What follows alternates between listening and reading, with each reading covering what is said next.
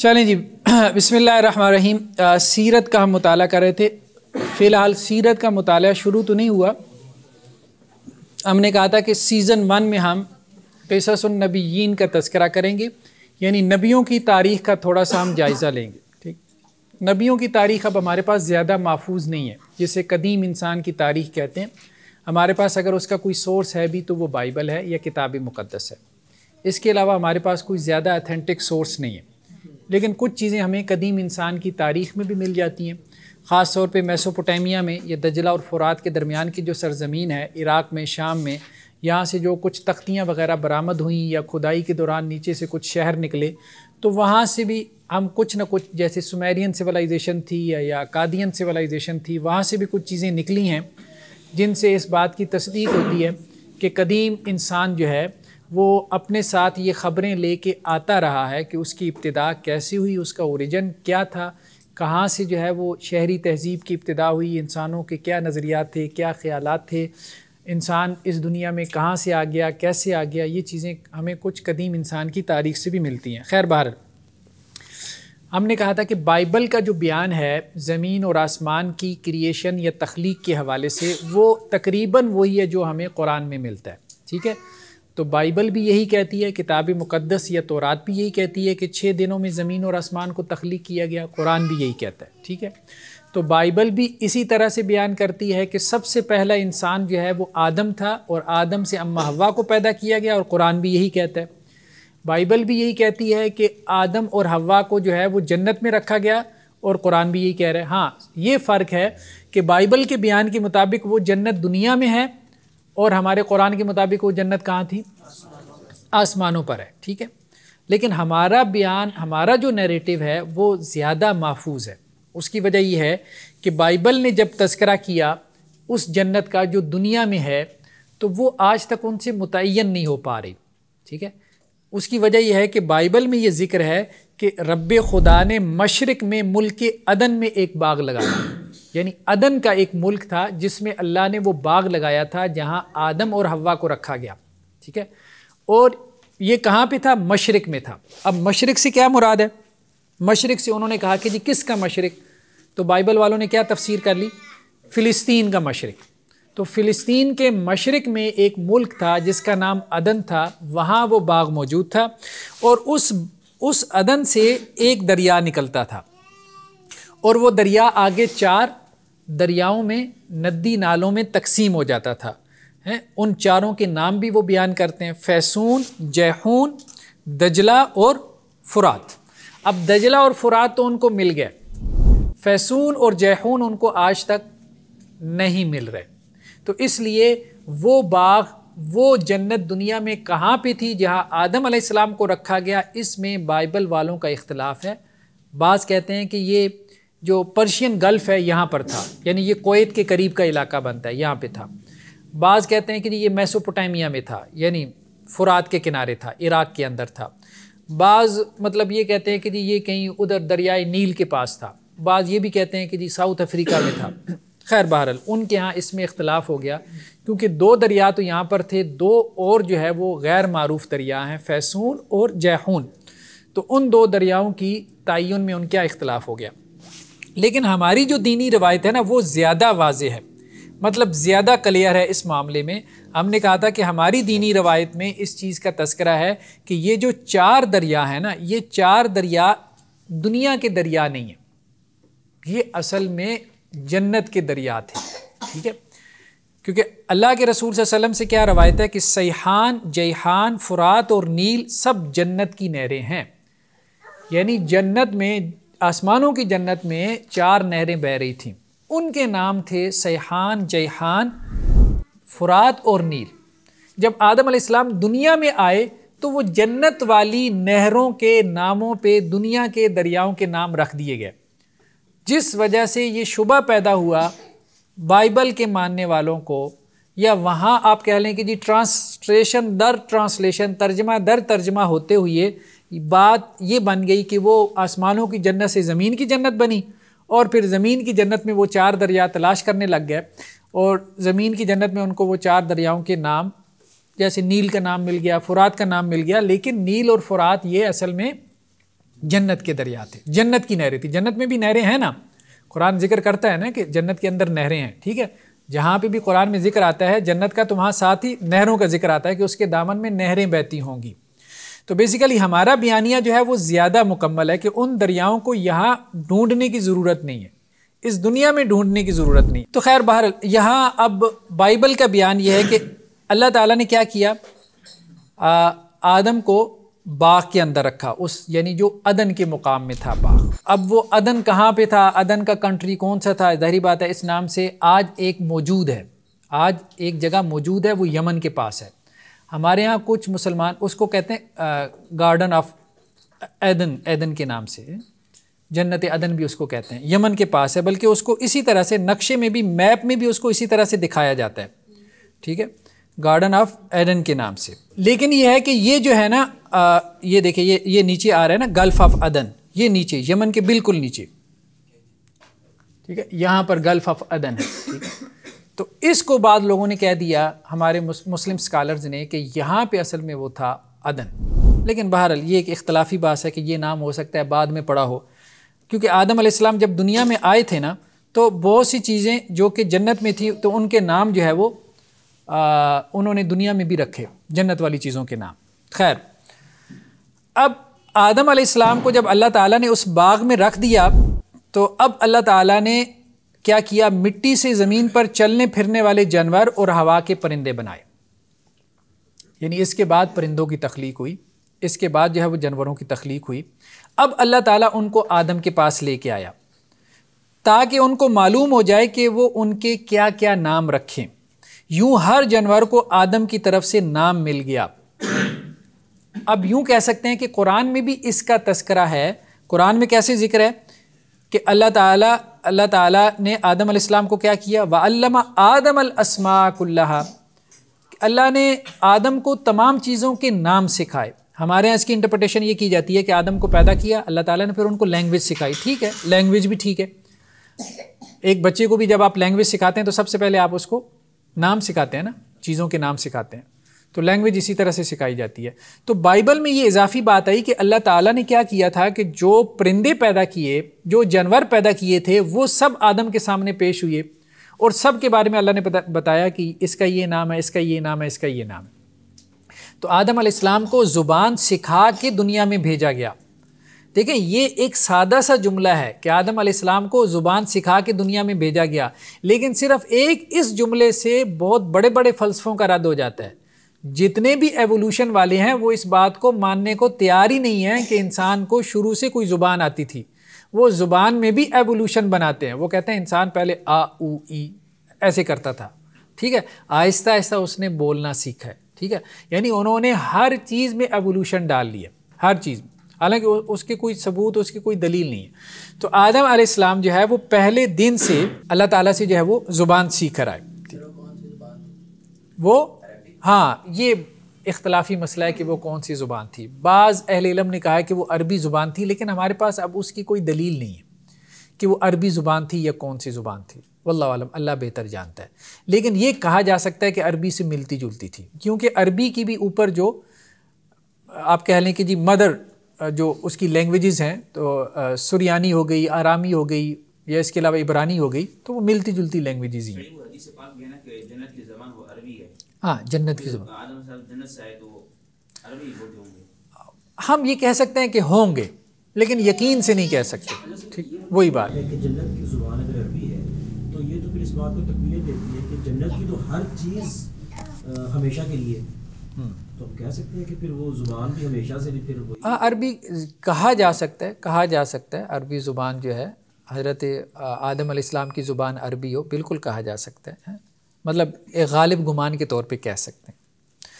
اچھا، اس کے بعد جب اللہ تعالیٰ نے آدم کے سامنے چرند پرند کو پیش کیا اور اسی طرح سے جانداروں کو پیش کیا، ان کے نام ان کو سکھا دیے، ایک لینگویج ان کو سکھا دی گئی. جیسے بچہ پیدا ہوتا ہے، دیکھیں آدم کی بھی تخلیق ہوئی ہے نا، ٹھیک ہے، تو تخلیق کے بعد ان کو زبان اللہ نے سکھائی. پھر اللہ نے ان کو سلا دیا. جب وہ گہری نیند سو رہے تھے تو ان کی پسلیوں میں سے اللہ تعالیٰ نے ایک پسلی کو نکال کے اس میں گوشت بھر دیا، اور اس پسلی سے اللہ تعالیٰ نے عورت کو بنایا، یعنی اماں حوا کو. یہ بیان ہمیں قرآن میں نہیں ملتا لیکن حدیث میں ملتا ہے، ٹھیک ہے. تو بائبل کی کچھ چیزیں ایسی ہیں جو قرآن میں ریپیٹ ہو گئی ہیں، اور بائبل کی کچھ چیزیں ایسی ہیں جو قرآن میں نہیں ہیں لیکن صحیح حدیث میں ہے. کہ اماں حوا کو، چلیں آدم تو ٹھیک ہے کہ اللہ تعالیٰ نے مٹھی بھر مٹی لے کے پتلا بنایا، اس میں روح پھونک دی، آدم کی تو پیدائش ہو گئی. سوال یہ پیدا ہوا اماں حوا کہاں سے آ گئی؟ ٹھیک ہے، کیا ان کی بھی پیدائش آدم کی طرح ہوئی تھی؟ تو نہیں، ان کی پیدائش آدم کی طرح نہیں ہوئی تھی. ان کی پیدائش اللہ تعالیٰ نے کیا کی؟ آدم سے کی. کہ آدم سو رہے تھے تو ان کی پسلی سے اللہ نے کچھ گوشت نکال کے اس سے پھر اماں حوا کی تخلیق کی. اب اس پہ بائبل میں یہ ہے کہ آدم جو ہے وہ اماں حوا کو دیکھ کے پکار اٹھے، واہ یہ تو مجھ جیسی ہے، میری ہڈیوں میں سے ہڈی، میرے گوشت میں سے گوشت ہے، اس کا نام ناری رکھا جائے کیونکہ وہ نر سے نکالی گئی. ٹھیک، حدیث میں جو ہمارے پاس ہے حدیث اس حوالے سے، وہ یہ صحیح مسلم کی روایت ہے. اب ہمارے ہاں مرد حضرات کیا کرتے ہیں کہ وہ بیویوں کو چپ کرانے کے لیے آدھی حدیث بیان کرتے ہیں، پوری نہیں نہ پڑھتے. اگر پوری پڑھیں تو ان کو چپ کرنا بن جائے. ٹھیک ہے، مطلب جب بھی وہ جھگڑا ہو نا بیگم سے تو وہ اکثر عورتیں یہ کہتی ہیں کہ جی وہ شوہر حضرات یہ کہتے ہیں کہ جی تمہارے بارے میں تو حدیث میں آتا ہے کہ ٹیڑھی پسلی سے پیدا ہوئی ہو. مطلب اس کے لیے تان بنا لیتے ہیں. لیکن شروع سے یہ حدیث پڑھے نا تو یہ بیسیکلی مرد کے لیے نصیحت تھی، عورت کا کوئی عیب بیان نہیں ہو رہا تھا. حدیث کیا ہے؟ اللہ تعالیٰ اصل میں یا اللہ کے رسول صلی اللہ علیہ وسلم مردوں سے مخاطب ہیں. من کان یؤمن باللہ والیوم الآخر، دیکھو جو تو اللہ کو مانتا ہے نا، آخرت کو مانتا ہے، فہدہ شاہد امرن، اپنی بیوی میں اگر کوئی چیز دیکھو جو تمہیں پسند نہیں آ رہی، ٹھیک ہے، فلیتکلم بخیر، اچھی بات کرو، او لیسکت، یا خاموش ہو جاؤ، یعنی تبصرہ نہ کرو اس کے اوپر، برا کمنٹ نہ کرو. اچھی بات کرنی ہے تو کر لو بیوی سے، یا پھر خاموش رہو. وَاسْتَوْصُوا بِالنِّسَاءِ، دیکھو بات یہ ہے کہ عورتوں کے بارے میں میری نصیحت سن لو. فَإِنَّ الْمَرْأَ خُلِقَتْ مِنْ ضِلْعٍ، عورت کو پیدا کیا گیا ہے مرد کی پسلی سے، اور مرد کی جو پسلی ہوتی ہے نا اس کا جو اوپر والا حصہ ہوتا ہے وہ ٹیڑھا ہوتا ہے. ان ذهبت تقیمہ کسرتہ، اگر تم اس کو سیدھا کرنا چاہو گے تو اس کو توڑ دو گے. ٹھیک ہے، اگر پسلی کو سیدھا کرنا چاہو گے تو اس کو توڑ دو گے. ایک اور حدیث میں ہے کہ اس کو توڑنا کیا ہے؟ طلاق ہے. اور اگر تم اس کو چھوڑے رکھو گے تو وہ ٹیڑھی کی ٹیڑھی رہے گی. یعنی آپ صلی اللہ علیہ وسلم نے درمیان میں بس ایک اشارہ کر دیا کہ عورت کے ساتھ کیسے چلنا ہے. ٹھیک ہے، اس کو سیدھا کرنے میں نہ لگ جانا کہ ہر وقت اس کو کمنٹ کرتے رہو کہ بس یہ غلط کیا، وہ غلط کیا، یہ وہ ہے، اور بالکل چھوڑ بھی نہ دو. تو یہاں بات کا آغاز کیا ہو رہا ہے کہ بہتر ہے کہ خاموش ہو جایا کرو، بہت سی چیزیں تمہیں ناگوار گزرتی ہیں تو خاموش ہو جایا کرو. مطلب بیوی کے ساتھ بحث نہ کیا کرو، فائدہ نہیں ہے بحث کا، ہارنا تم ہی نہیں ہے. ٹھیک، چلیں بار. تو کہنے کا مقصد یہ ہے کہ اگر یہ بات کہی بھی جا رہی ہے کہ اللہ تعالیٰ نے اس کے مزاج کے اندر ایک ٹیڑھ پن رکھا ہے تو اس میں اس کا کوئی قصور نہیں ہے، بائی ڈیفالٹ ہے نا. کس نے پیدا کیا؟ خالق نے پیدا کیا. اب اللہ نے اس کو ایسا کیوں پیدا کیا؟ اللہ نے اس کو مرد کی آزمائش کے لیے پیدا کیا. عورت کو اللہ تعالیٰ نے کسی اور طرح سے آزمایا؟ کیونکہ بائبل کے بیان میں آگے یہی ہے کہ اللہ تعالیٰ نے مرد کی آزمائش کی عورت کے ذریعے سے، اور عورت کی آزمائش کی مال کے ذریعے سے. یعنی مرد کے لیے سب سے بڑی آزمائش کیا ہے؟ عورت، اور عورت کے لیے مال. ٹھیک ہے، تو اللہ تعالیٰ نے یہاں پہ جو آزمائش انسان کی رکھ دی ہے تو بیسیکلی یہ اس آزمائش کا بیان تھا. بس گزارا کرو اپنی آزمائش کے ساتھ، اس میں کامیاب ہو کے دکھاؤ، یہ ٹیسٹ ہے، یہ تمہارا ٹرائل ہے. ٹھیک، تو خیر بہرحال تو ہم یہ بات کر رہے تھے کہ بائبل میں بھی یہ بیان ہے اور حدیث میں بھی اس چیز کا جو ہے وہ تذکرہ ہے. اچھا، اس کے بعد جو ہے وہ اس باغ کے اندر بہت سے درخت تھے، قرآن کا بھی بیان یہی ہے. ٹھیک ہے، تو اللہ تعالیٰ نے جو ہے وہ آدم علیہ السلام سے کہا کہ اس درخت کا پھل نہ کھانا بلکہ اسے چھونا بھی نہ، ورنہ تم مر جاؤ گے. ہاں، یہ بیان ہمارے ہاں نہیں ہے، قرآن میں نہیں ہے. قرآن میں صرف کیا بیان ہے؟ وَلَا تَقْرَبَا هَٰذِهِ الشَّجَرَةَ. ٹھیک ہے، اس درخت کے قریب نہ جانا، اگر قریب گئے تو تم ظالموں میں سے ہو جاؤ گے. ٹھیک ہے. اچھا، اب اس میں بائبل میں مدعا سارا ڈال دیا گیا عورت کے اوپر. یہ بات ہمیں قرآن میں نہیں ملتی اور نہ ہی ہمیں حدیث میں ملتی ہے. قرآن کا بیان کیا ہے؟ فَأَكَلَا مِنْهَا فَبَدَتْ لَهُمَا، دونوں نے کھایا. قرآن کا بیان یہ، قرآن نے یہ انداز نہیں رکھا کہ پہلے کس نے کھایا. بائبل میں یہ ہے، دیکھیں تراجم میں چیزیں اس طرح سے نقل ہو گئیں، یا قرآن یہ بھی کہتا ہے یحرفون الکلم عن مواضع کہ بہت سی تعریفات بھی ہوئی ہیں، عین امکان ہے کہ یہ بائبل کی تعریفات میں سے ہو یا ایڈیشن میں سے ہو جو بعد میں کی گئی، ٹھیک ہے۔ تو یہاں پہ انہوں نے کیا کیا، مطلب بائبل کی روایت کے اندر آپ دیکھتے ہیں کہ عورت نے اصل میں مجبور کیا تھا آدم کو درخت کا پھل کھانے پہ، اور عورت کو کس نے مجبور کیا؟ سانپ نے، ٹھیک ہے۔ اب اس کا نتیجہ کیا نکلا؟ اللہ تعالیٰ نے کہا سب سے پہلے تو سانپ ہے نا جس نے ورغلایا عورت کو، یعنی اماں حوا کو، کہ اس درخت کا پھل کھا لو ہمیشہ کی زندگی مل جائے گی،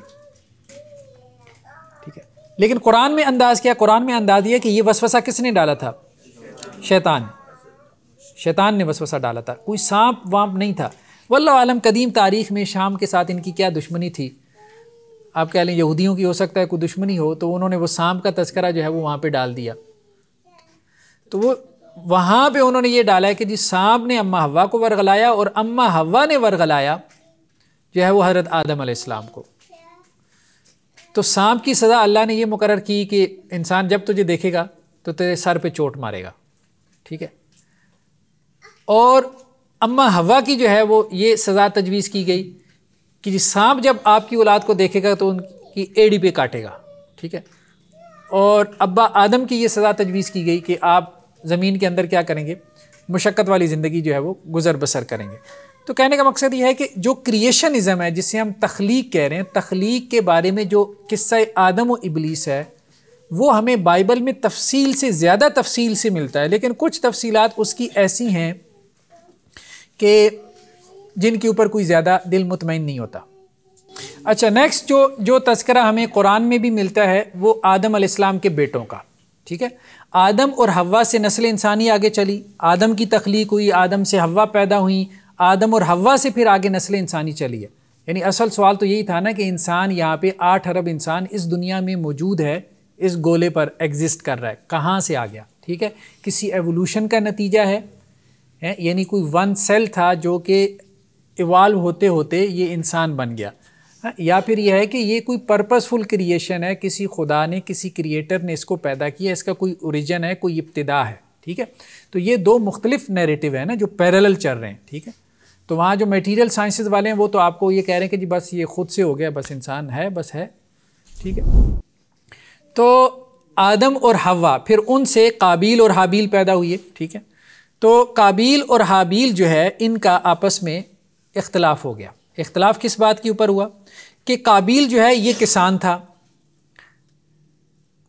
مطلب فصلیں وغیرہ اس کی تھیں، تو اس سے یہ بھی پتہ چل رہا ہے کہ زراعت کی ابتدا جو ہے وہ آدم علیہ السلام کے بیٹوں سے ہو گئی تھی۔ اللہ تعالیٰ نے آدم علیہ السلام کو صرف لینگویج سکھا کے نہیں بھیجا بلکہ ان کو تمام پیشے بھی سکھا کے بھیجے۔ حضرت عبداللہ ابن عباس رضی اللہ عنہ سے روایت ہے، باقاعدہ ہمارے ہاں تو روایت بھی موجود ہے کہ صنعت و حرفت اللہ نے سکھا کے آدم علیہ السلام کو دنیا میں بھیجا۔ یہ انسان نے چیزیں اپنے تجربے سے نہیں سیکھیں، شروع دن سے ہی زراعت چلی آ رہی ہے۔ آدم علیہ السلام کے بیٹوں میں زراعت تھی، ٹھیک ہے۔ وہ کہتے ہیں کہ وہ شروع میں وہ مطلب اچھا یہ کہتے ہیں کہ جی شروع میں انسان جو ہے وہ اناج اور غلہ وغیرہ یہ فصلیں کاشتکاری وغیرہ اس سے واقف نہیں تھا، بس بھیڑ بکریوں کے اوپر گزارا کرتا تھا، شکاری انسان ہوتا تھا، سٹون ایج تھا، فلاں ڈمکان، یہ وہ آئس ایج تھا، ٹھیک ہے۔ تو وہ ہوگا، ہم اس کا انکار نہیں کر رہے، ٹھیک ہے۔ اور ہم نے کہا تھا کہ ہم اس انسان کی بات بھی نہیں کر رہے جس کو وہ ہومو سیپینز کہہ رہے ہیں، ہم تو اس انسان کی بات کر رہے ہیں کہ جسے قرآن کہتا ہے اس کے اندر روح پھونکی گئی تھی، تو وہ تو اس انسان کو مانتی نہیں ہے نا جس کے اندر روح پھونکی گئی ہو یا جس کے اندر روح موجود ہو، وہ تو شاید اپنے اندر موجود روح کو بھی نہیں مانتے۔ خیر بہرحال، تو وہ جو آدم ہے نا، آدم، ٹھیک ہے، تو اس کی بات ہو رہی ہے۔ تو ان کے جو بیٹے تھے وہ زراعت بھی کرتے تھے، تو قابیل جو ہے ان کے پاس فصلیں تھیں، تو انہوں نے اللہ کے ہاں وہ اپنا نذرانہ پیش کیا، اور حابیل جو ہے وہ بھیڑ بکریوں کو چراتے تھے، تو انہوں نے جو ہے وہ اپنا نذرانہ اللہ کے ہاں پیش کیا۔ خیر تفسیری روایات میں یہ بھی ہے کہ کوئی اختلاف ہوا تھا جس کی وجہ سے انہوں نے کہا کہ جی اختلاف کا حل یہ ہے کہ ہم اللہ کے ہاں قربانی پیش کرتے ہیں، کس کی قربانی قبول ہوتی ہے؟ تو اللہ کو قابیل کی قربانی منظور نہ ہوئی، ٹھیک ہے۔ تو اب جو حابیل تھا اس نے کیا کیا؟ اس نے قابیل کو قتل کر دیا۔ اب یہ واقعہ قرآن میں بھی ہمیں ملتا ہے، یہ واقعہ قرآن میں بھی اسی تفصیل کے ساتھ جو ہے وہ ہمیں ملتا ہے۔ یہ اگر ہم قرآن میں دیکھیں تو وَاتْلُ عَلَيْهِمْ نَبَأَ ابْنَيْ آدَمَ بِالْحَقِّ ہے، آدم کے دو بیٹوں کا قصہ آپ ان کو سنائیں. اذ قربا قربانا، جب دونوں نے قربانی پیش کی، فتقبل من احدهما ولم يتقبل من الاخر، ایک سے اللہ نے قبول کر لی دوسرے سے نہیں کی. قال لاقتلنک، تو اس نے دوسرے بھائی کو کہا کہ میں تجھے قتل کر دوں گا. قال انما يتقبل اللہ من المتقین، تو اس نے کہا کہ اللہ تعالیٰ قربانی متقین سے قبول کرتا ہے. اب یہ واقعہ ہوا بہر الخیر، اس نے کہا میں تمہیں قتل کروں گا، اس دوسرے نے کہا کہ میں تو تمہاری طرف شر سے ہاتھ نہیں بڑھاؤں گا. ٹھیک ہے، خیر اس نے اس کو قتل کر دیا اپنے بھائی کو. اب جب قتل کر دیا تو اب اسے سمجھ نہ آئے کہ بھائی کے ساتھ کیا کرے، تو اللہ نے ایک کوے کو بھیجا. وہ کوا کیا کر رہا تھا، اپنے اس کا بچہ فوت ہو گیا تھا، تو اس نے زمین کھودی ہے اور اپنے بچے کو اس کے اندر دفن کیا. تو اب اسے سمجھ آئی کہ کیسے میں اپنے بھائی کی لاش کو زمین کے اندر اب دفن کروں، اس کو چھپاؤں. ٹھیک ہے، فَأَصْبَحَ مِنَ النَّادِمِينَ، پھر یہ بھی ہے کہ اس کو اس پہ شرمندگی بھی ہوئی. تو یہ گویا کہ نسل انسانی میں پہلا قتل تھا. تو بائبل نے بھی اس کا تذکرہ کیا.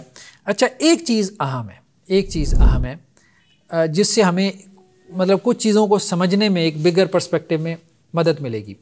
آدم کے دو بیٹے تھے، حابیل تو مقتول ہو گئے، قابیل قاتل تھا. اچھا، قاتل بھی ایسا بنا ہے کہ پھر اس کے اوپر نحوست پڑی. کیسی نحوست پڑی؟ آپ صلی اللہ علیہ وسلم نے یہاں تک فرمایا، بلکہ ایک روایت ہے، آپ صلی اللہ علیہ وسلم فرمایا کہ نسل انسانی میں جو بھی قتل ہوتا ہے اس کا گناہ، یعنی گناہ کا ایک حصہ قابیل کی طرف جاتا ہے. کیوں؟ کیونکہ اس نے پہلا قتل کیا تھا.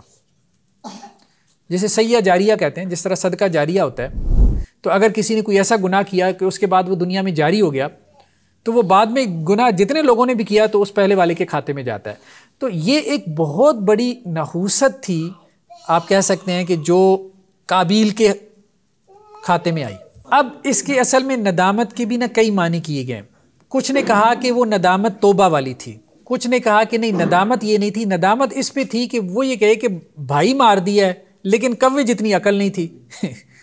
مطلب اسے اس پہ ندامت ہوئی کہ میں زمین میں اس کو دفن نہیں کر سکتا. تو خیر بہرحال یہاں پہ آگے جو بات آ رہی ہے نا بائبل میں، یہ بیان اہم ہے کہ قابیل جو ہے نا وہ رب کے حضور سے چلا گیا اور عدن کے مشرق کی طرف نوت کے علاقے میں جا بسا. یعنی نسل انسانی یہاں سے سپلٹ ہو گئی ہے. ایک ہے قابیل کی اولاد.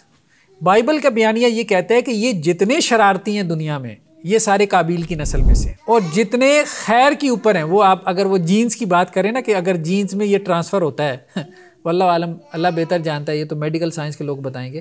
تو وہ کہتے ہیں کہ یہ قابیل کی نسل میں سے ہے. قابیل یہاں سے علیحدہ ہو گیا، یہاں عدن سے، مطلب اب ظاہری بات ہے آدم علیہ السلام کے ایک بیٹے نے دوسرے کو قتل کر دیا تھا، تو انہوں نے اس کو تھوڑے رکھنا تھا قاتل کو اپنے ساتھ. تو انہوں نے کہا بھائی جاؤ اب یہاں سے دفع ہو گئی، کہاں تم نے رہا. تو وہ پھر بھٹکتا پھرتا رہا ہے. یعنی وہ جو بدوؤں یا خانہ بدوشوں والی جتنی تاریخ آپ کو قدیم انسان کی تاریخ ملتی ہے، وہ اصل میں یہ قابیل کی نسل ہے.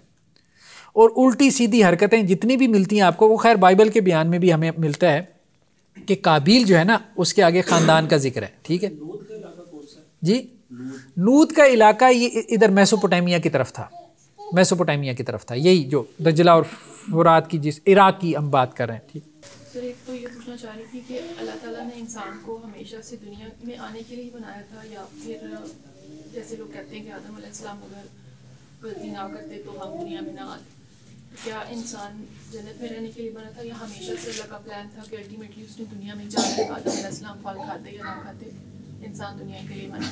نہیں، یہ بات تو طے ہے نا کہ اللہ تعالیٰ نے دنیا میں آنا طے کر دیا تھا.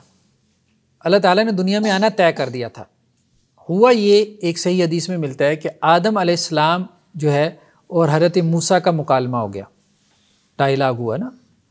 تو حضرت موسیٰ علیہ السلام نے حضرت آدم کو کہا کہ اگر آپ وہ پھل نہ کھاتے تو ہم سارے جنت میں ہوتے. مطلب آپ نے پھل کھا لیا، کیا مصیبت پڑ گئی ہے، دنیا میں آ گئے ہیں، ٹھیک ہے، آپ پھر محنت مشقت کریں جنت کے لیے اور پھر جنت میں جائیں. تو آدم علیہ السلام نے کہا کہ مجھے یہ بتائیں موسیٰ کہ میرا جو پھل کھانا تھا یہ اللہ تعالیٰ نے کیا لوح محفوظ میں لکھا ہوا تھا؟ حضرت موسیٰ نے کہا لوح محفوظ میں لکھا ہوا تھا. تو آدم علیہ السلام نے پھر کہا کہ موسیٰ یہ بھی بتائیں کہ یہ لوح محفوظ میری پیدائش سے کتنا پہلے لکھی گئی تھی؟ تو حضرت موسیٰ نے کہا کوئی 50,000 سال پہلے. تو حضرت آدم نے پھر حضرت موسیٰ سے کہا کہ مجھے بتائیں کہ میری پیدائش سے 50,000 سال پہلے اللہ نے یہ طے کر دیا تھا، لکھ دیا تھا کہ میں نے وہ درخت کا پھل کھانا ہے اور اس کی وجہ سے آپ سب نے اولاد آدم نے دنیا میں آنا ہے، تو مجھ سے کس چیز کا جھگڑا کر رہے ہیں؟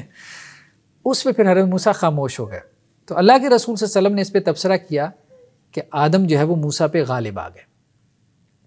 تو بات یہ ہے کہ اس سے یہی معلوم ہوتا ہے کہ اللہ نے پہلے سے طے کیا ہوا تھا، یہ اللہ تعالیٰ کے گرینڈ پلان کا حصہ تھا کہ انسان نے دنیا میں آنا ہے. قابیل جو ہے، قابیل، اب یہ تو وہاں سے نکال دیا گیا نا جنت سے، جو دنیا کی بھی جنت تھی آپ کہہ لیں، یا آدم علیہ السلام نے اپنے گھر سے نکال دیا، آپ یوں کہہ لیں آسان الفاظ میں. تو یہ پھر مشرق میں جا کے آباد ہوا اور اس کا بیٹا ہنوک، تو ہنوک کے نام سے اس نے ایک شہر آباد کیا، یہ بھی میسوپوٹیمیا میں تھا. پھر ہنوک کا بیٹا ایراد، اس کا بیٹا محیائیل، محیائیل کا بیٹا متوسائیل، متوسائیل کا بیٹا لمک یا لمک. پھر اس کے بعد انہوں نے آگے اس کا بھی تذکرہ کیا کہ ان کی اولاد میں، یہ قابیل کی اولاد میں کچھ تو ایسے تھے جو خیموں میں رہتے تھے، بدو تھے، خانہ بدوش. یہ جو قدیم انسان کی تاریخ ہمارے سامنے آتی ہے نا سٹون ایج کی، خیموں میں رہتے تھے، ٹریول کرتے رہتے تھے ہر وقت، خانہ بدوش تھے. ٹھیک ہے، تو ایک تو یہ تھے. اور دوسرا جو ہے جنہوں نے سرود اور بانسری ایجاد کی.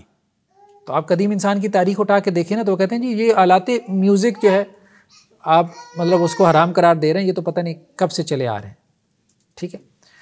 اور تیسرا جو ہے وہ لوہار تھا، مطلب لوہے کی چیزیں وغیرہ جو ہے، پیتل کی چیزیں، برونز ایج تھا، مطلب اس کے بعد کانسی کا دور جسے کہتے ہیں پھر یہ وہ.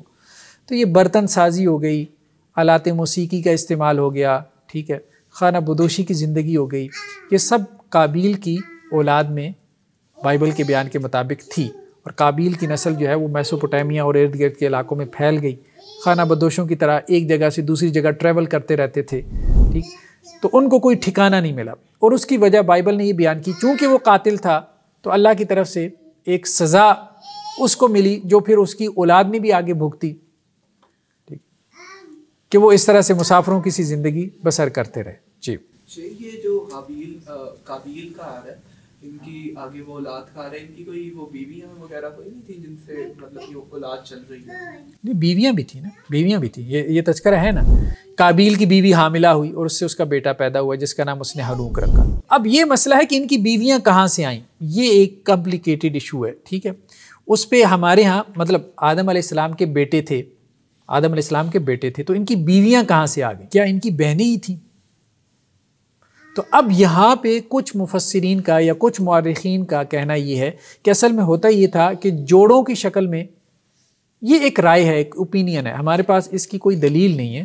ٹھیک ہے، کہ جوڑوں کی صورت میں اولاد پیدا ہوتی تھی آدم علیہ السلام کے، بہن اور بھائی. تو جو جوڑے کی صورت میں پیدا ہوتے تھے ان کا آپس میں نکاح نہیں ہوتا تھا.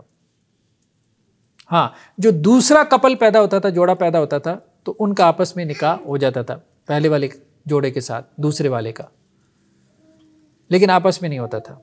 لیکن بائبل میں ایک اور بیان بھی ہے. ٹھیک ہے، وہ ہم آگے چل کے اس کو دیکھتے ہیں، لیکن وہ ذرا کریٹیکل ہو جاتا ہے، وہ سمجھ سے بالا تر ہے. آدم اور حوا کا ایک اور بیٹا پیدا ہوا. قابیل تو نکل گیا، حابیل قتل ہو گیا. تو اب اللہ تعالیٰ نے آدم اور حوا کو ایک اور بیٹا دیا جس کا نام سیت رکھا گیا، شیش علیہ السلام جن کو ہم کہتے ہیں. ہمارے عام طور پہ ایک معروف رائے یہ بھی ہے کہ یہ بھی نبی تھے، آدم کے بیٹے شیش یہ بھی نبی تھے. بائبل میں ان کا نام سیت آتا ہے. تو اس پہ آدم نے کہا کہ اللہ نے مجھے حابیل کی جگہ جسے قابیل نے قتل کیا تھا ایک اور بیٹا جو ہے وہ دیا ہے. اب سیت کے پھر بیٹا پیدا ہوا انوس.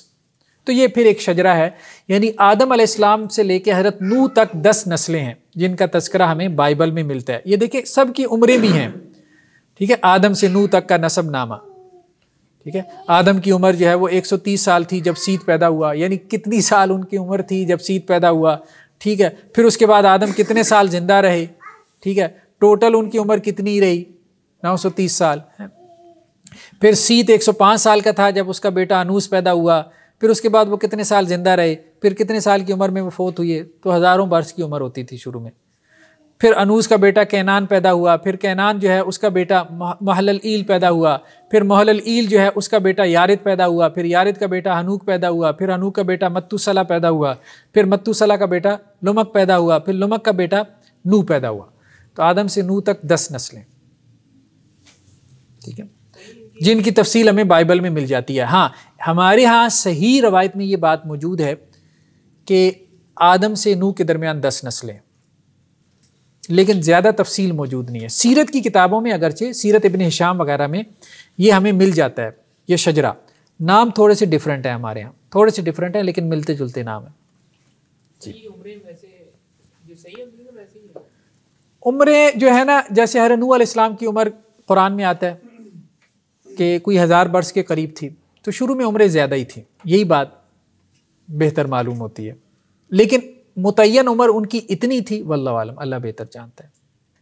اچھا، یہ جو میں کہہ رہا تھا نا، بائبل کا ایک بیان بہت عجیب ہے. اس میں بائبل کے جو انٹرپریٹ کرنے والے ہیں ان کو بھی سمجھ نہیں آتی اس کی انٹرپریٹیشن کیا کریں. کہتے ہیں دنیا میں لوگوں کی تعداد بڑھنے لگی تو ان کے ہاں بیٹیاں پیدا ہوئیں. تب آسمانی ہستیوں نے دیکھا کہ بنی نوع انسان کی بیٹیاں خوبصورت ہیں اور انہوں نے ان میں سے کچھ کو چن کر ان سے شادی کی. اب یہ نسل انسانی آگے کیسے چلی ہے؟ تو یہاں بائبل میں ایک بیان سامنے آتا ہے کہ آدم کی بیٹیوں سے کسی اور مخلوق نے نکاح کیے، اس کو وہ آسمانی مخلوق کا نام دیتے ہیں جس سے آگے نسل انسانی چلی ہے. اچھا، وہ یہ بھی کہتے ہیں کہ یہ جو نسل چلی ہے نا، یہ جو لوگ تھے، جو آسمانی لوگ تھے جنہوں نے آدم کی جو ہے وہ بیٹیوں سے نکاح کیے، ٹھیک ہے، ان کی جو اولادیں آگے چلی ہیں وہ بہت دیو قامت افراد تھے جو انسانی عورتوں اور ان آسمانی ہستیوں کی شادیوں سے پیدا ہوئے تھے. یہ دیو قامت افراد قدیم زمانے کے مشہور سورما تھے. اچھا، یہ بات تو ہمیں قرآن میں بھی ملتی ہے کہ شروع میں ہائٹ بہت زیادہ ہوتی تھی. آدم کی ہائٹ کے بارے میں ہم نے ذکر کیا تھا کہ 60 ہاتھ ہے، یہ ہمیں صحیح حدیث میں ملتا ہے. پھر اس کے بعد قوم عاد کی ہائٹ کے بارے میں ہمیں تو قرآن میں بھی مل جاتا ہے، بلکہ ٹھیک ہے بہت سی روایات ہیں. تنزع الناس کانہم اعجاز نخل منقعر، جب وہ گرے ہیں اللہ کے عذاب کی وجہ سے تو قرآن نے تبصرہ کیا ایسے گرے پڑے تھے کہ جیسے کھجور کے کھوکھلے درخت ہوتے ہیں. تو شروع میں عمریں بھی زیادہ تھیں، ہزاروں برس تھیں، ہائٹ بھی بہت اونچی تھی، دیو قامت افراد تھے. تو اب یہ بائبل کا بیان ان قوموں کی ہائٹ کی طرف اشارہ ہے یا یہ واقعتاً کوئی آسمانی مخلوق کا انٹریکشن ہوا تھا اور اس سے پھر آگے نسل انسانی چلی ہے؟ لیکن یہ بات کوئی سمجھ میں آتی نہیں ہے. یہاں سے بھی لیتے ہیں، ہمارے ہاں ایک صاحب بہت زیادہ وہ جن کے وہ ایلین سوار ہے تو خیر بارہ. اچھا یہاں پہ اب یوں سمجھ لیں کہ مجھے جو بات سمجھ میں آئی ہے نا کہ اصل میں یہ جو عدن تھا نا، جہاں پہ کہیں نہ کہیں تو آدم علیہ السلام کو رکھا گیا. اگر ہم یہ بھی مان لینا کہ ارض ہند میں اتارا گیا، ٹھیک ہے، جیسا کہ صحابہ سے روایات ملتی ہیں کہ آدم علیہ السلام کو آسمانوں کی جنت سے ارض ہند میں انڈیا میں اتارا گیا. پھر اس کے بعد وہ مکہ میں آئے، انہوں نے بیت اللہ کو تعمیر کیا.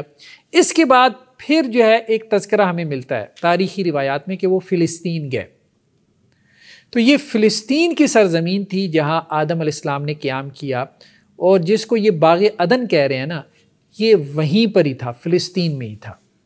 اچھا، لبنان میں ایک ایسے باغ کا تذکرہ ملتا ہے. لبنان میں یہ پورا علاقہ، لبنان کا بارڈر فلسطین کے ساتھ ہی ملتا ہے نا. آج کل خیر جنگ وغیرہ بھی چل رہی ہے، اتنا جغرافیہ تو سب کے ذہن میں ہوگا. تو یہ لبنان میں جو ہے یہ باغات تھے. اور یہاں ایک تہذیب بھی ہے اسرائیل میں اور یا فلسطین میں، قدیم فلسطین میں ایک بہت پرانی تہذیب ہے، ٹھیک ہے.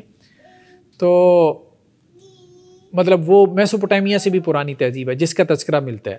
تو بظاہر یہ محسوس ہوتا ہے کہ فلسطین میں حضرت آدم علیہ السلام کا قیام تھا اور پھر یہاں سے قابیل نکلا ہے اور وہ میسوپوٹیمیا میں جا کے آباد ہوا ہے. تو وہ جو قابیل ہے اس کی نسل پھر میسوپوٹیمیا میں آگے بڑھی ہے، ٹھیک ہے، عراق میں. تو آدم علیہ السلام کی جو نسل ہے ان سے آگے شیس اور پھر آگے نوح تک، یہ ساری یہاں فلسطین میں آگے بڑھی ہے. پھر ہوا یہ کہ جب وہاں فتنہ فساد زیادہ پیدا ہو گیا قابیل کی اولاد نے، عراق میں زیادہ، تو پھر نوح کو بھیجا گیا یہاں سے میسوپوٹیمیا میں. تو حضرت نوح جو ہے وہ پھر وہاں پہ گئے ہیں دعوت اور تبلیغ کی غرض سے. تو یہ باہر سے آئے تھے. بائبل کے بیان سے یہ محسوس ہوتا ہے کہ 10 نسلوں میں، جیسے قرآن بھی کہتا ہے کان الناس امۃ واحدہ، کہ شروع میں لوگ ایک ہی دین کے اوپر تھے. بلکہ بعض روایتوں میں بھی ملتا ہے کہ آدم علیہ السلام سے لے کے نوح تک دین توحید تھا. اس کے بعد شرک پیدا ہوا. تو اصل میں یہ جو 10 نسلیں تھیں نا جو آدم سے پھر آگے شیس اور پھر آگے چلتی رہیں، ٹھیک ہے، یہاں تو نبوت جاری تھی، درمیان میں حضرت ادریس بھی آئے جن کو اخنوخ کہا جاتا ہے، حضرت نوح سے پہلے تھے، حضرت ادریس کے بارے میں کہا جاتا ہے حضرت نوح سے پہلے تھے، ٹھیک ہے۔ اگر آپ ان کا وہ شجرہ دیکھیں نا، یہ جو ہے نا بائبل کے بیان کے مطابق آدم کے بعد شیش، پھر ان کے بعد انوش، پھر قائن، پھر مہلائیل، پھر یرد، پھر اخنوخ۔ یہ اخنوخ کے بارے میں کہا جاتا ہے ہمارے ہاں کہ یہ ادریس تھے، یہ بھی نبی تھے۔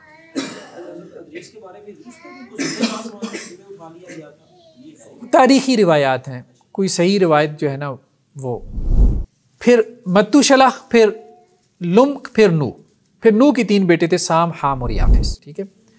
تو وہاں تو نبوت جاری رہی، تو اس لیے وہاں تو 10 نسلوں میں جو فلسطین میں آگے چلی ہیں وہاں تو توحید قائم رہی، لیکن یہ جو قابیل نکل گیا تھا یہاں سے اور میسوپوٹیمیا میں اور ارد گرد کے علاقوں میں یہ لوگ پھرتے رہے، تو وہاں بہت شر پھیل گیا، کیونکہ یہ نبوت سے دور ہو گئے تھے، اس کے سینٹر سے دور ہو گئے تھے، اس کی اس حرکت کی وجہ سے آپ کہہ لیں کہ اللہ کی طرف سے تو وہاں شر اور فتنہ فساد اور شرک اور یہ ساری بت پرستی شروع ہوئی۔ تو پھر نوح جو ہیں یہاں فلسطین سے پھر میسوپوٹیمیا میں گئے ہیں اور وہاں جا کے انہوں نے دعوت اور تبلیغ۔ تو نوح کے 3 بیٹوں کا ذکر ملتا ہے، سم، حام اور یافس۔ تو اب نوح علیہ السلام نے وہاں جا کے دعوت و تبلیغ کا کام کیا، وہ قرآن میں بھی بیان ہے، تفصیل سے ہمیں ملتا ہے، ٹھیک ہے۔ تو 950 برس تک دعوت و تبلیغ کا کام کرتے رہے، لیکن لوگوں پہ کوئی خاص اثر نہیں ہوا۔ تو پھر اللہ تعالیٰ نے یہ ارادہ کیا کہ پوری بائبل کا بیان یہ ہے کہ پوری دنیا پہ سیلاب آیا تھا، پوری دنیا پہ۔ قرآن کا یہ انداز نہیں ہے کہ پوری دنیا پہ آیا تھا، قرآن یہ تو تذکرہ کرتا ہے کہ بہت بڑا سیلاب آیا تھا، ٹھیک ہے، لیکن پوری دنیا پہ آیا تھا یہ ذکر قرآن میں نہیں۔ ہاں بائبل میں اسی طرح سے بیان آپ کو ملے گا کہ اللہ تعالیٰ نے نوح سے کہا کہ اپنے گھرانے سمیت کشتی میں داخل ہو جا، یعنی کشتی بنانے کا حکم دیا، ٹھیک ہے، پھر کہا کہ کشتی میں داخل ہو جا، ٹھیک ہے، پھر یہ بھی کہا کہ ہر قسم کے پاک جانوروں میں سے 7 نر اور مادہ کے جوڑے، جو ناپاک جانوروں میں سے نر اور مادہ کا صرف ایک جوڑا، ٹھیک ہے، طیب ان کے جو ہے وہ 7 جوڑے، اور جو خبائث ہیں ان کا ایک جوڑا آپ کشتی میں سوار کر لیں۔ تو قرآن نے بھی اس کا تذکرہ کیا ہے، مطلب مختلف مقامات پہ جب اس کا ذکر آیا ہے، ایک تو یہ کہ وَلَقَدْ أَرْسَلْنَا نُوحًا إِلَىٰ قَوْمِهِ فَلَبِثَ فِيهِمْ أَلْفَ سَنَةٍ إِلَّا 50 عَامًا، 950 سال تک وہ وہاں پہ تبلیغ کرتے رہے، ٹھیک ہے۔ تو کہیں پہ یہ بھی تذکرہ ہے کہ ہم نے ان کی طرف وحی کی انِسْنَ الْفُلْکَ، کہ آپ کشتی بنائیں ہماری آنکھوں کے سامنے ہماری ہدایت کے مطابق، اور فَاسْلُكْ فِيهَا مِنْ كُلٍّ زَوْجَيْنِ اثْنَيْنِ، ہر چیز کے جوڑے آپ کیا کریں اس کشتی میں داخل کر لیں۔ تو وہ یہ کہتے ہیں کہ چرند پرند حیوانات ان سب کو بھی اللہ کا ایسا غضب اترا کہ ان سب کو بھی کیا کیا گیا، ہلاک کر دیا گیا۔ اچھا، اس میں بائبل کا بیان یہ ہے کہ ان کا کیا قصور تھا جانوروں کا، تو بائبل یہ کہتی ہے کہ قصور ان کا بھی تھا، جانوروں کا بھی قصور تھا، جانوروں میں بھی کرپشن آ گئی تھی۔ مطلب جیسے ہم دیکھیں نا گدے گھوڑے کے ملاپ سے خچر پیدا ہونا شروع ہو گئے تھے، تو یہ جو ہو رہا تھا نا، اس کو بائبل کہتی ہے کہ یہ جانوروں نے جب اپنی نسل خراب کر لی تو اللہ تعالیٰ نے اس وجہ سے جانوروں کو بھی دنیا سے مٹا دیا کہ ایک مرتبہ ان سب کو، یعنی انسان کا شر اتنا بڑا کہ اس کا شر جانوروں تک بھی منتقل ہو گیا۔ یہ بائبل کا بیان ہے، واللہ عالم، اللہ بہتر جانتا ہے، جس کی وجہ سے اللہ تعالیٰ کی طرف سے جب عذاب آیا تو اس میں وہ سب کو جو ہے وہ ختم کر دیا گیا، اور 40 دن اور 40 راتوں تک یہ بارش وغیرہ ہوتی رہی۔ اب اس کے بعد یہ طوفان نوح کا سارا معاملہ ہوا اور وہ کشتی جا کے ارارات پہاڑ پہ ٹک گئی۔ ہمارے یہاں قرآن میں کیا ہے، کون سے پہاڑ پہ ٹکی تھی؟ جودی۔ اب اس کے بارے میں اختلاف ہے، بعض لوگوں نے کہا کہ یہ ترکی میں ہے، مختلف آراء ہیں کہ یہ کہاں پہ جا کے ٹکی تھی۔ نہیں، وہ جعلی تصویر ہے، جعلی تصویر ہے، وہ تصویر ٹھیک نہیں ہے، تصویر ٹھیک نہیں ہے، ٹھیک۔ تو بہرحال یہ جب سیلاب کا معاملہ ختم ہوا تو حضرت نوح علیہ السلام کی کشتی جو ہے وہ جا کے ٹک گئی کہیں جودی پہاڑ کے اوپر۔ اب وہ کہاں تھا، وہ ترکی میں تھا یا کہاں پر تھا، اللہ بہتر جانتا ہے، لیکن بہرحال کشتی سے اترنے کے بعد حضرت نوح علیہ السلام نے اللہ کے لیے ایک قربان گاہ بنائی، ٹھیک ہے، اور پھر جو ہے وہ اللہ کے لیے جانور قربان کیے۔ اللہ تعالیٰ کو جو ہے اس سے خوشی ہوئی، اور اللہ تعالیٰ نے یہ کہا کہ آئندہ جو ہے میں اپنی مخلوق کے اوپر اس قسم کا عذاب کبھی بھی نہیں بھیجوں گا جیسا کہ قوم نوح کے اوپر آیا تھا۔ تو اللہ تعالیٰ نے اس کا جو ہے وہ وعدہ کیا قوم نوح کے ساتھ. ٹھیک. پھر نوح کے بیٹوں کا تذکرہ ہے. 3 بیٹے تھے، سام، حام اور یافس. اس کا تذکرہ ہمیں روایتوں میں بھی ملتا ہے، بلکہ قرآن میں بھی یہی بات آتی ہے کہ آگے جتنی بھی نسل چلی ہے وہ نوح علیہ السلام کے بیٹوں سے ہی چلی ہے. ٹھیک ہے.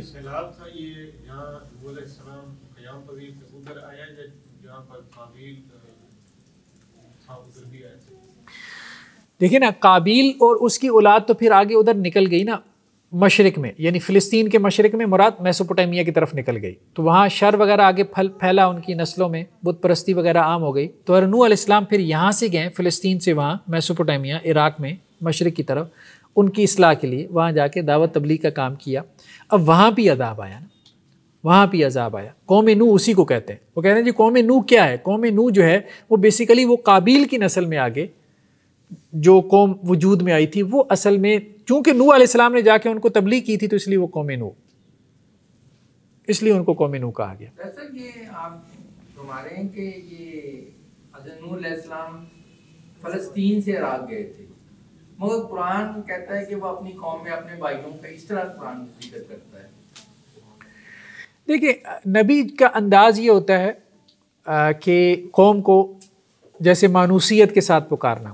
مثال کے طور پہ حضرت لوط جو ہے، فآمن لہ لوط، حضرت لوط علیہ السلام حضرت ابراہیم پہ جو ہے وہ ایمان لے آئے. تو اب حضرت ابراہیم تو ظاہری بات ہے ہجرت کر کے گئے تھے، ٹھیک ہے، اور حضرت لوط علیہ السلام کو بھی حضرت ابراہیم علیہ السلام نے اپائنٹ کیا تھا. بیسیکلی تو ان کا علاقہ اور کا تھا نا، عراق کا تھا، ٹھیک ہے. وہ جو وہاں گئے ہیں صدوم اور عبورہ کی جو بستیاں ڈیڈ سی کے کنارے، تو وہ تو باہر سے گئے ہیں. لیکن حضرت لوط علیہ السلام بھی جب ان کو مخاطب کرتے ہیں تو کیا کہتے ہیں؟ اے میری قوم.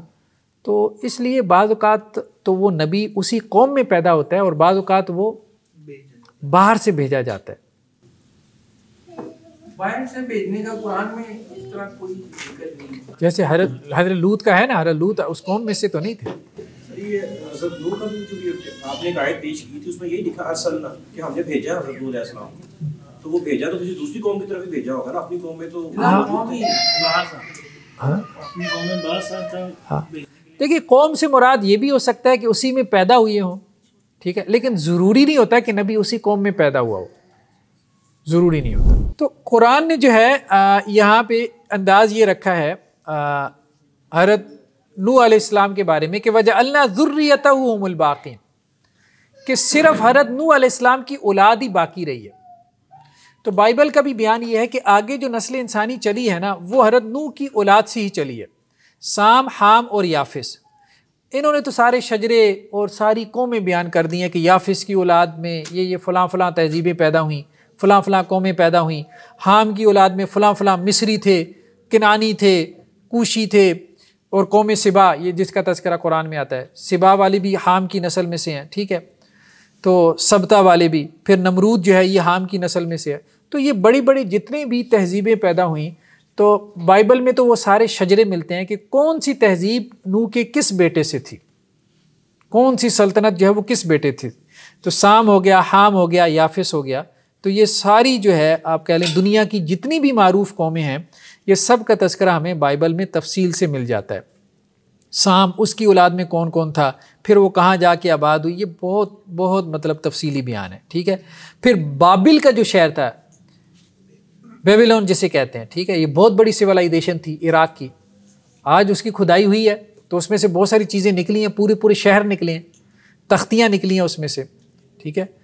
تو کہا جاتا ہے یہ جو عراق میں انہوں نے کھدائی کی ہے کوئی 1 صدی سے، پچھلی 1 صدی سے کر رہے ہیں، 1 ملین پلس تختیاں نکلی ہیں، 1 ملین پلس، 10 لاکھ سے زیادہ تختیاں نکلی ہیں جس کے اوپر کچھ لکھا ہوا ہے، دستاویزات ہیں جو اس وقت کے بادشاہوں کے فرامین ہیں، جو انہوں نے کچھ رولز جو ہے قوانین اس وقت لاگو کیے تھے، امپلیمنٹ کیے تھے، ٹھیک ہے. تو وہ ساری تاریخ اٹھا کے دیکھیں تو یا تو بائبل کی تصدیق ہو رہی ہے یا قرآن کی تصدیق ہو رہی ہے. کیا ہے ان بستیوں کی عذاب کی وجہ سے یہ زمین میں دفن ہو گئی یا اس بارے میں کچھ ہمیں ملتا ہے؟ ہاں نہیں، کچھ قوموں کے بارے میں تو اللہ نے ان کا تذکرہ کر دیا، ٹھیک ہے، لیکن بہت ساری بستیاں ایسی ہیں کہ جن کے بارے میں ہمیں نہیں معلوم ہوتا. عام طور پہ تو یہ بھی رہا ہے کہ ایک دوسرے کے ساتھ لڑتے رہے، جیسے سومیرینز تھے تو اس کے بعد اکادی آئے، اکادینز آئے تو انہوں نے ان کو مارا، کٹ لگائی، ٹھیک ہے، وہ ختم ہو گئے. پھر اکادین کو کسی اور نے کٹ لگائی تو وہ ختم ہو گئے. تو یہ بھی ہوتا تھا کہ آپس میں لڑتے مرتے بھی رہتے تھے تو وہ ختم ہو جاتے تھے. پھر وقت کے ساتھ ساتھ جو ہے وہ جو شہر کے شہر ہوتے تھے وہ صحرائی علاقہ تھا تو ریت میں دب جاتے تھے، جغرافیہ تبدیل ہو جاتا تھا، دریاؤں کے رخ مڑ جاتے تھے، پہلے یہاں دریا تھا پھر وہاں چلا گیا. تو یہ خیر بہرحال چلتا رہتا تھا. تو حدیث میں کیا ہے، ایک روایت ہے سنن ترمذی کی، اس میں یہ ہے کہ وجعلنا ذریتہم الباقین. اس کی تفسیر میں جو ہے آپ صلی اللہ علیہ وسلم فرمایا کہ اس سے مراد کیا ہے، سام، حام اور یافس. بلکہ بعض روایتوں میں یہ بھی ہے کہ سام جو ہے نا، سام یہ ابو العرب ہے. سام کیا ہے، ابو العرب ہے، یعنی عربوں کی اولاد جو ہے وہ حضرت نوح کے بیٹے سام کی نسل میں سے ہے. اور حام ابو الحبش ہے، افریکنز، یعنی ایک ایشینز ہے نا، ایک افریکنز ہے. دنیا میں 3 ہی نسلیں ہیں اور تیسرے انگریز ہے. تو یافس کی اولاد ابو الروم ہے، وہ ابو الروم ہے یافس، ٹھیک ہے. تو سام، حام اور یافس طوفان نوح کے بعد جو ہے نا یہ پھر نکلے ہیں. طوفان نوح کے بعد یہ لوگ یہاں میسوپوٹیمیا سے نکلے ہیں. تو میسوپوٹیمیا کریڈل آف سیولائزیشن ہے. طوفان نوح کے بعد یہ یہاں سے نکلے ہیں، ٹھیک ہے، اور پوری دنیا میں پھیل گئے. آپ یوں کہہ لیں کہ سام کی جو اولاد تھی وہ ایشیا میں آ کے آباد ہوئی، یہاں پھلی پھولی، اور حام کی اولاد افریقہ کی طرف نکل گئی اور یافس کی اولاد یورپ کی طرف نکل گئی. تو تینوں کی نسل ہے جو پھر آگے چل رہی ہے ہمارے سامنے. ہاں، سام کی اولاد میں، کیونکہ آگے جو ہے نا نوح کے بعد حضرت ابراہیم علیہ السلام تک کتنی نسلیں ہیں؟ 10 نسلیں. نوح کے بعد حضرت ابراہیم تک پھر 10 نسلیں، ٹھیک ہے، جن کا تذکرہ ہمیں ملتا ہے. جی ہم ہاں آ رہے ہیں، ابھی تو حضرت نوح تک پہنچے ہیں. تو نوح کے بعد سام، ہم بھی سامی ہیں نا، ہم لوگ بھی سامی ہیں، ٹھیک ہے، ہم لوگ بھی سامی ہیں. جتنے ایشینز ہیں یہ سب سام کی اولاد میں سے ہیں. ہاں ٹھیک ہے. دیکھیں نا، حضرت یہ تو جیوز بھی مانتے ہیں نا کہ حضرت ابراہیم کی اولاد میں جو ہے وہ اسحاق تھے اور اسماعیل بھی تھے. تو سارے عرب کس کی اولاد ہیں؟ ٹھیک ہے، حضرت اسماعیل کی اولاد ہی ہے نا، ٹھیک ہے. وہ ہم آگے چل کے دیکھیں گے یہ سارے عرب کس کی اولاد ہیں، حضرت اسماعیل کی اولاد ہیں، حضرت ابراہیم کی نسل میں سے ہیں. تو حضرت ابراہیم کس کی نسل میں سے ہیں؟ سام کی. تو حضرت سام کی جو نسل میں سے ہیں ان کو سیمیٹک یا سامی کہتے ہیں. تو نوح کے بیٹے سام تھے، ان کے بیٹے تھے ارفخشد، ارفخشد کے بیٹے تھے شالخ، شالخ کے بیٹے ابیر، ابیر کے فالخ، ان کے بیٹے راؤ، پھر ان کے بیٹے ساروخ، پھر ان کے بیٹے ناحور، پھر ان کے بیٹے تارخ، ٹھیک ہے. لیکن قرآن نے نام آزر ذکر کیا، اذ قال ابراہیم لابیہ آزر، پھر تارخ کے بیٹے ابراہیم، ٹھیک ہے. تو بائبل کا بھی ہے اور ہماری سیرت کی کتابوں میں بھی یہی شجرہ لکھا ہوا ہے، لیکن ہم اس پہ کنفرم نہیں ہیں، یعنی ہمارے پاس کوئی اتھینٹک روایت نہیں ہے. ایک غالب گمان ہے کہ یہ شجرہ ہے حضرت ابراہیم تک، کہ حضرت آدم سے نوح تک 10 نسلیں، نوح سے ابراہیم تک 10 نسلیں. تاریخ کی وجہ سے یہ قرآن کے ساتھ، ہاں بائبل میں تاریخ نام ذکر آتا ہے، قرآن میں آزر آتا ہے. ہم تو قرآن کا نام ہی بیان کریں گے نا. یا یہ ہو سکتا ہے کہ بعض اوقات نا بائبل کا نام قرآن میں آ کے ذرا مختلف ہو جاتا ہے، اس میں کوئی حرج والی بات نہیں، وہ مختلف ہو جاتا ہے، اس میں کوئی حرج معلوم نہیں ہوتا. تو حضرت ابراہیم علیہ السلام تک یہ شجرہ ہے. اب ہم انشاءاللہ نیکسٹ ٹائم اس کو شروع کریں گے حضرت ابراہیم علیہ السلام سے، ٹھیک ہے، کہ حضرت ابراہیم علیہ السلام سے پھر آگے معاملہ کیسے چلا. انہوں نے بیت اللہ کی تعمیر کی، پھر بیت اللہ سے آگے یہ عرب جو ہے نا کیسے ان کا شجرہ جو ہے وہ ہمارے سامنے آتا ہے. ٹھیک ہے، حضرت آدم علیہ السلام سے ابراہیم علیہ السلام تک یہ تو میرا خیال ہے 2-3 ہزار سال بنتی ہے. ہاں اس لیے اگر بائبل کو سامنے رکھے نا، بائبل کو، تو تقریباً آدم علیہ السلام کا جو ٹائم پیریڈ بنتا ہے وہ 8000 قبل مسیح، یعنی آج سے 10,000 سال پہلے تقریباً اتنا بنتا ہے. ہمیں تو وہ 5 अरब साल हो गए, वो कैसे पूरा करना? اتنے ملین سال وہ جو سائنس والے بناتے ہیں نا، تو وہ ہم نے کہا تھا کہ وہ اس آدم کی بات نہیں ہو رہی جس میں روح ہے، وہ پھر آدم سے ملتی جلتی کوئی نسلیں رہی. واللہ اعلم. سبحانک اللہم و بحمدک نشہد ان لا الہ الا انت.